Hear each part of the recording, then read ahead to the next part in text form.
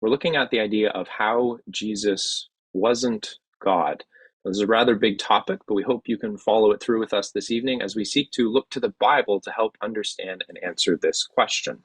So we want to come to this first passage, and this is taken from Paul's epistle to the young man named Timothy. And he says here, "To the King of the ages, immortal, invisible, the only God, be honor and glory forever and ever. Amen." Now, you might be wondering why we're asking this question. Well, this verse is all about some of the characteristics of God. So think for a minute or so about this verse and sort of put together some of the characteristics that we're being told about God. Now, while you're thinking about that, while you're reading that verse over and maybe typing some of those answers in the chat, I want to highlight an interesting phrase here. Now, Dan has already brought up the fact that sometimes we look at the Hebrew, or in this case, the Greek manuscripts, to sort of understand a little bit more about a passage. And we don't do this all the time, but we like to sort of see words that perhaps have a little more importance than that just the English comes across with. So the word we want to look at here is only God. Now, if we pulled out the Greek words, only is mono and God is theos. You put those two together, you have monotheism. So when Paul's writing here, he says the only God, he's talking about monotheism, one God, one absolute deity. And this is something that the Jews believed as well. They believed there is only one God. So, what characteristics are we looking at from this verse? So we see immortal, invisible, the only God, awesome.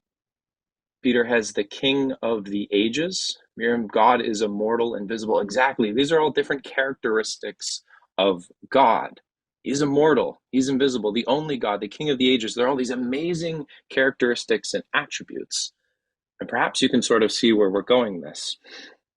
So Dan, a question for you. As we're looking at this verse and we see these characteristics of God that are just so amazing, how do they compare to Jesus? Do they point to Jesus being one and the same with God, or do these sort of show some differences? Yeah, thanks, Jamin. I think what you're asking is exactly the point of this webinar, this segment. We want to point out that there's many ways in which Jesus was different than God, his Father. And I think this verse in 1 Timothy is a really good spot to start, because these characteristics mentioned of God really help to demonstrate the main differences. So if I could just highlight the fact that God is eternal. When you think about that idea that he's the King of the ages, that means he's the King of every age. He has no beginning or end. And in contrast, we know Jesus has a beginning. I think of Matthew chapter 1. As you come to the first chapter in the New Testament, we have Jesus being born. And we talk about not speaking about the word so much, but tonight we're doing it a lot. But that word there for birth is actually the Greek word Genesis. It's a word we know well. This was the beginning of Jesus Christ. So, God has no beginning or end, but Jesus has a definite beginning here. If we highlight the next word, God is immortal. He can't die. And Jesus is immortal now, but he wasn't always. In fact, the key to salvation that we all understand is that Jesus died.